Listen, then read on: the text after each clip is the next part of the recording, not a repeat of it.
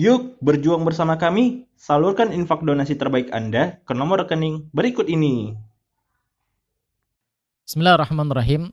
Alhamdulillahirabbil alamin wassalatu wassalamu ala asyrafil anbiya'i wal mursalin wa ala alihi wa ashabihi wa man tabi'ahum bi ihsanin ila yaumiddin. Ikhwani wa akhwati fillah rahimani wa rahimakumullah. Alhamdulillah kita kembali bertemu di program Nyatat, yaitu Tanya Ustadz. Anda dipersilahkan untuk bertanya dan insya Allah akan dijawab oleh para asatid-asatid yang insya Allah berada di atas manhaj Ahlus Sunnah wal Jamaah. Tapi di sini sudah ada pertanyaan dari salah seorang dari hamba Allah. Bismillah mau bertanya, apa hubungannya tauhid dengan ibadah? Adakah qadha salat bagi orang yang telah meninggal? Baik, dua pertanyaan ini. Yang pertama, apa hubungannya tauhid dengan ibadah? Ikhwan fillah rahimani wa rahimakumullah.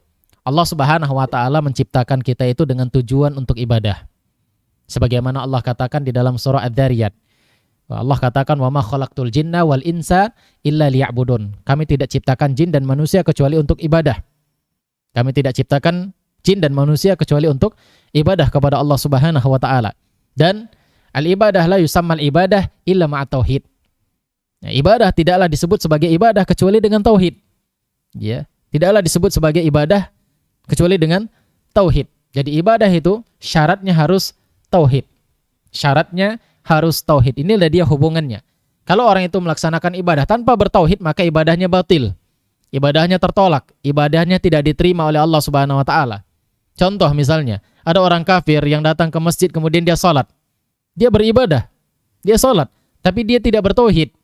Dia berbuat syirik kepada Allah Subhanahu wa taala, maka salatnya batal.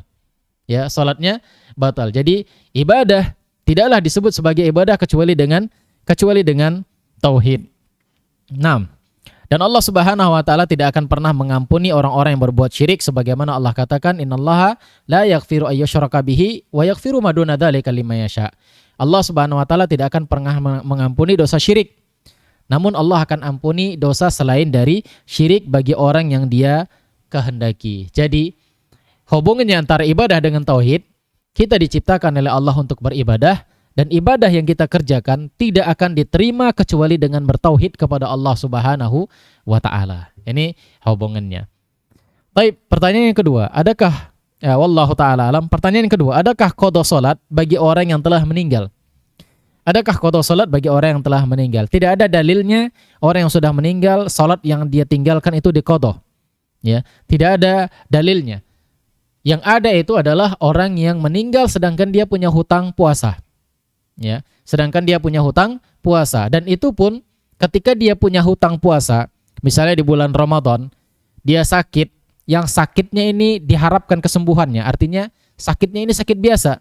Misalnya sakitnya itu sakit mahnya kambuh, ya, mahnya kambuh sehingga dia nggak bisa puasa, ya, dan dia bisa menggantinya di luar bulan puasa, ya, ada kemungkinan dia mengganti di luar bulan puasa. Begitu puasa selesai, Ramadan selesai, dan dia punya hutang, dia tidak langsung mengganti, dia tidak langsung menggantinya. Tiba-tiba Allah Subhanahu wa taala cabut nyawanya, padahal dia punya kesempatan untuk mengganti. Maka puasa yang kosong tersebut yang tertinggal ini boleh diqadha oleh walinya, oleh keturunannya, oleh ahli warisnya, oleh anak-anaknya atau ya kepada siapa atau walinya, ya apakah istrinya, anaknya atau yang lainnya, boleh digantikan. Ya sebagaimana hadis dari Nabi sallallahu alaihi wasallam, man mata wa alaihi siyam shoma anhu waliyuhu. Siapa yang puasa, siapa yang meninggal sedangkan dia punya hutang puasa, maka walinya yang mempuasakannya. Walinya yang mengganti puasanya. Tapi dengan catatan tadi, dia ketika bulan Ramadan, dia sakit, yang sakitnya ini diharapkan sembuh. Sakitnya diharapkan sembuh. Ketika di luar Ramadan, ternyata dia tidak langsung mengqadha. Dia tidak langsung mengqadha puasanya, kemudian Allah cabut nyawanya, dia meninggal, maka puasa yang tertinggal itu ya diganti atau diqadha oleh walinya. Adapun kalau dia sakit di bulan Ramadan, sakitnya sakit yang tidak diharapkan sembuh, sakit yang tidak diharapkan untuk sembuh, maka ini tidak diqadha.